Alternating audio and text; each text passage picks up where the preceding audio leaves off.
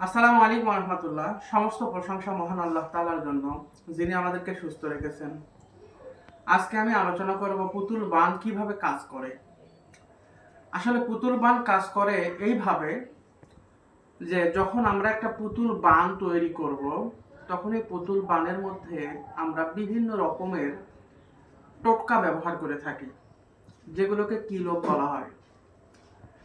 জড়িবুটি এবং বিভিন্ন গাছগাছালির শিকড় বাকড় থেকে শুরু করে আরো বিভিন্ন রকম কিছু ব্যবহার করা হয়, যা দ্বারা আমরা একটা পুতুল প্রস্তুত করার পরে এই পুতুলটাকে জীবন দান করতে হয়। পুতুলটাকে জীবন দান করার পরে পুতুলটি যখন জীবিত হয়, এরপরে ওই পুতুলটি আমরা গোরস্থানে অথবা শ্মশান ঘাটে অথবা তিন রাস্তার মোড়ে, অর্থাৎ যেই জায়গাগুলোতে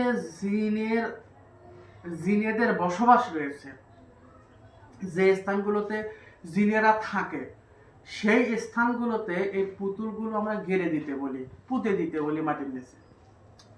যখন এই পুতুলগুলো এই জায়গাগুলোতে পোতা হয়ে যায়, পোতার পরে ওই পুতুলের সঙ্গে থাকা যেই মক্কিল জিন থাকলো, এই মক্কিল জিন চালান হয়ে যায়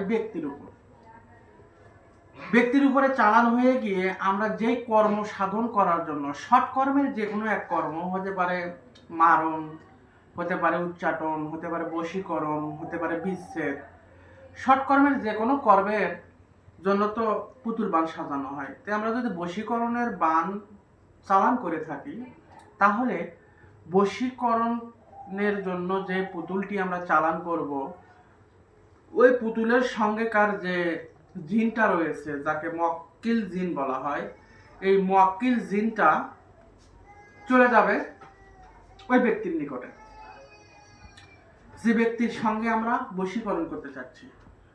তখন ওই মক্কিল জিনটা কি করবে, ওই দুইজন ব্যক্তি, যে দুইজনের মধ্যে আমরা মিল মহাব্বত তৈরি করব, বশীকরণ করাবো, ওই দুইজন ব্যক্তির সঙ্গেকার কারিন জিন যে আছে, এই কারিন জিনদের সাথে কমিউনিকেশন করে, মানে যোগাযোগ স্থাপন করে দেয়। ওই দুই কারিন জিন তখন এক হয়ে যায় এবং দুই কারিন জিনের মধ্যে অনেক গভীর মিল মহাব্বত তৈরি করে এই মক্কিল জিন। এরপরে যখন মক্কিল জিনে এই কর্ম সাধন করে দেয়, তখন ওই কারিন জিনদের মধ্যে যখন মিল মহাব্বত তৈরি হয়ে যায়, তখন গিয়ে ওই ব্যক্তি যে দুইজন রয়েছে তাদের মধ্যেও মিল মহাব্বত তৈরি হয়ে যায়।